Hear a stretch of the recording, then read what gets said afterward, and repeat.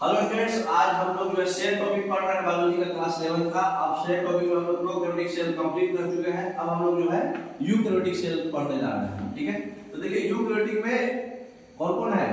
अभी तक हम लोग जितना भी 5 किंगडम ऑफ क्लासिफिकेशन पढ़े, Monera, protista, fungi, plants and animals पढ़ लिए यूनिट 1 में।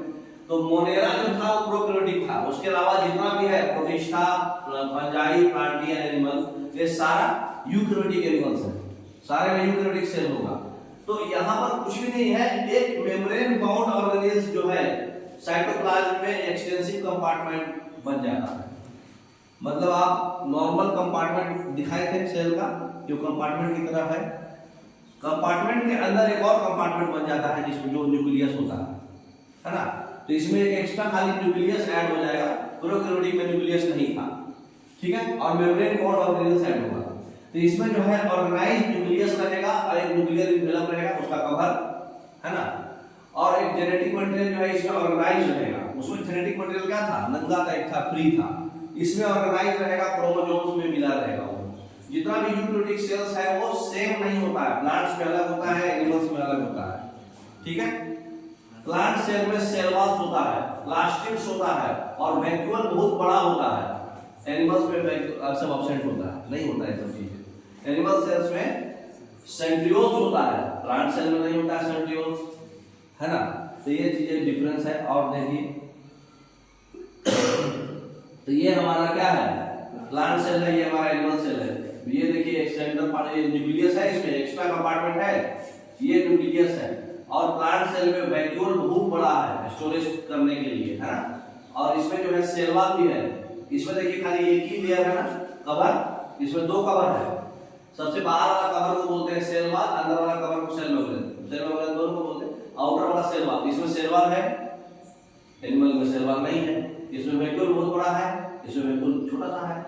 ठीक है, इसमें जो है क्या बोलते हैं, सेंट्रियोल्स होता है इसमें, इसमें नहीं होता है। वो सब चीजें हम लोग डिटेल्स में पढ़ेंगे नेक्स्ट। तो एनिमल सेल्स में क्या क्या डिफरेंस हुआ प्लांट सेल में, बहुत ही इंपॉर्टेंट क्वेश्चन है। जो बच्चे एग्जाम देते हैं रेगुलर एकेडमिक्स, ये क्वेश्चन आता ही आता है।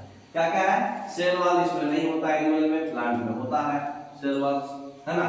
दूसरा, इसमें प्लास्टिक नहीं होता है एनिमल सेल में, क्योंकि खाना पकाता ही नहीं है। खाना कौन पकाता है, प्लांट, तो उसके पास प्लास्टिक होता है।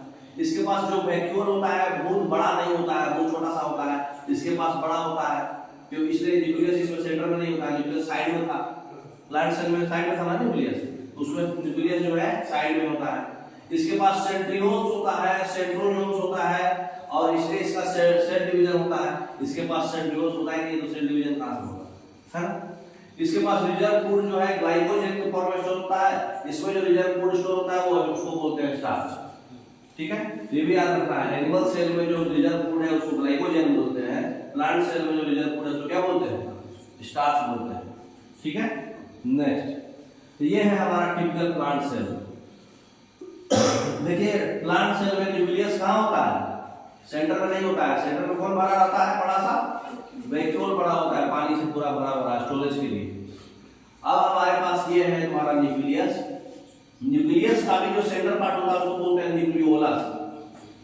ठीक है, न्यूक्लियस का भी सेंटर पार्ट को बोलते हैं न्यूक्लियोलस। अब न्यूक्लियस में देखिए ये अटैच है, ये ऐसे न्यूक्लियस के जस्ट सटा हुआ जो है ऐसा ऐसा स्ट्रक्चर बन रहा है सब कॉर्नर में। तो इसमें जो है इसको हम लोग बोलते हैं एंडोप्लाज्मिक रेटिकुलम। अब एंडोप्लाज्मिक रेटिकुलम में अगर ये डॉटेड है, इसमें डॉट डॉट है तो रफ एंडोप्लाज्मिक रेटिकुलम, और ये डॉट डॉट नहीं है तो स्मूथ एंडोप्लाज्मिक। ये देखिए इसमें डॉट नहीं है, ये स्मूथ एंडोप्लाज्मिक रेटिकुलम, इसमें डॉट है तो रफ एंडोप्लाज्मिक रेटिकुलम। ठीक है, उसके बाद जो है एंडोप्लाज्मिक रेटिकुलम से एक और जो है 3 लेयर टाइप अटैच होता है, उसको बोलते हैं गोल्गी बॉडी। ये सबसे बाहरी जो न्यूक्लियस का लेयर होता है, न्यूक्लियर एनवेलप है। ठीक है, सबसे बाहर वाला को तो सेल वॉल बोलते हैं, उसके अंदर वाले को प्लाज्मा मेम्ब्रेन बोलते हैं, और उसके बीच में एक लैमिला टाइप होता है, उसको बोलते हैं मिडिल लैमिला। ठीक, उसके बाद जो है एक power house of the cell है, ये माइटोकॉन्ड्रिया, सब बारे में पढ़ना है। ठीक है ना। उसके बाद जो है राइबोसोम्स है जो प्रोटीन बनाता है, क्लोरोप्लास्ट है जो खाना पकाता है, साइटोप्लाज्म पूरे फ्लूइड को बोलते हैं, पूरे लिक्विड जो भरा है हरा कलर का पूरा जो पेंट है वो साइटोप्लाज्म है। और एक और छोटा सा स्ट्रक्चर होता है पेरोक्सीजोम, फिर एक और जो पतला सा ट्यूबुल्स टाइप होता है उसको माइक्रोट्यूबुल्स बोलते हैं। उसके बाद जो है इस सबसे बाहर ये जो है ना लाल लाल हल्का लाल लाल इसको बोलते हैं प्लाज्मोडेस्माटा, ठीक है। तो इसके बारे में हम लोग पूरा डिटेल्स पढ़ेंगे। एक लाइसोसोम भी होता है, सुसाइड वैक्स बोलते हैं इसको छोटा सा, तो ये सब डिटेल्स में पढ़ेंगे। देखिए नेक्स्ट एनिमल सेल्स में देखिए न्यूक्लियस कहाँ पे है, सेंटर में है, प्लांट सेल में किनारे में था। तो ये एनिमल सेल्स, ठीक है। यहाँ भी वही है, स्मूथ न्यूक्लियर इनवेलप न्यूक्लियोलस, उसके सेंटर वाला न्यूक्लियस है ना, बाकी सब कुछ। इसमें एक्स्ट्रा क्या है, न्यूक्लियस के ऊपर में एक छोटा सा स्ट्रक्चर है, ये क्या बोलते हैं ट्यूब जैसा, उसको बोलते हैं सेंट्रियोल। और एक पेरोक्सियोम, लाइसोसोम, राइबोसोम, माइटोकॉन्ड्रिया, बाकी सब कुछ सेम है उसके जैसा, ठीक है। नेक्स्ट गोल्गी बॉडी, इसमें माइक्रोविलाई होता है। तो जो प्रोकैरियोटिक सेल था उसमें राइबोसोम 70S था, लेकिन यूकैरियोटिक में कितना है 80S है, 60S और 40S में टुकड़ा हुआ बढ़ गया। नेक्स्ट अब सबको बारी बारी से पढ़ते हैं, ठीक है। तो पहला टॉपिक है हमारा प्लाज्मा मेम्ब्रेन, ठीक है। तो यूकैरियोटिक का इंट्रोडक्शन जो है हम कंप्लीट कर लिए, अब हम प्लाज्मा मेम्ब्रेन पढ़ने जा रहे हैं, ठीक है।